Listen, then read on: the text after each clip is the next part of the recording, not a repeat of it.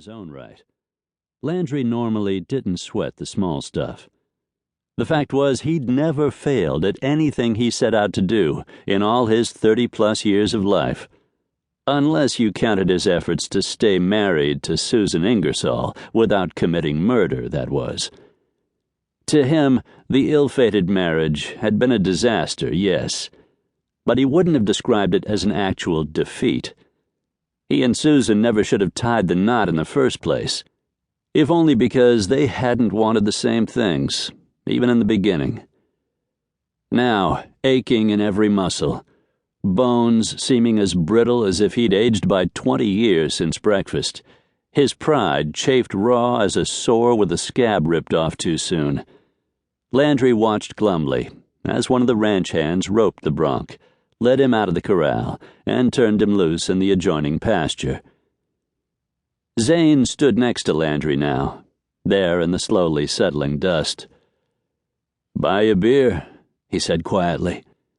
He started to raise one hand, as if to slap Landry on the back, perhaps in brotherly reassurance, but he must have thought better of the gesture in the end, because he refrained.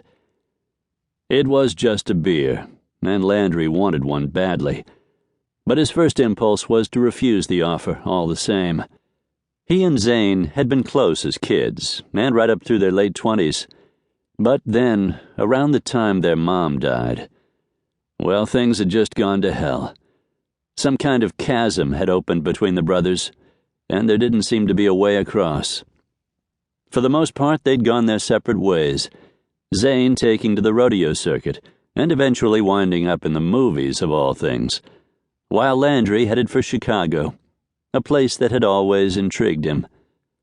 By going to night school and working days and weekends as a barista at one of the coffee franchises, he'd gotten his degree, taken a job with Ingersoll Investments, originally landing in the mailroom. He'd climbed the corporate ladder, and eventually met and married the boss's daughter, Susan.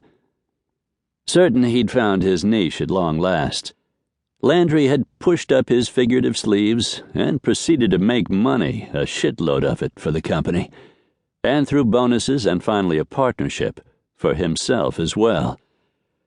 "I wouldn't mind a beer right about now," Landry heard himself say, instead of the "no thanks" instinct dictated. The more sensible thing would have been to take his sorry self straight home, of course, back to his half of Hangman's Bend. There he could have tossed back a scotch or two, gulped down some aspirin, and maybe stood in a hot shower until his muscles stopped screaming. So it was that they walked out of the corral together, Zane and Landry, passing through the gate, shutting it behind them. Zane waved a farewell to the others as he and Landry headed for his rig, a silver extended cab truck, so covered in dried mud that it might have been any color in the spectrum. Zane's adopted mutt, Slim, waited patiently in the bed of the pickup, panting in the bright June sunshine, perfectly content to be just what and where he was. A person could learn a lot from a dog, Landry reflected silently. Stepping up onto the passenger side running board, he paused long enough to pat the critter on the head and ruffle his floppy ears. "Hey, dog," he said with gruff affection. "How you doing?" Talk about your rhetorical question.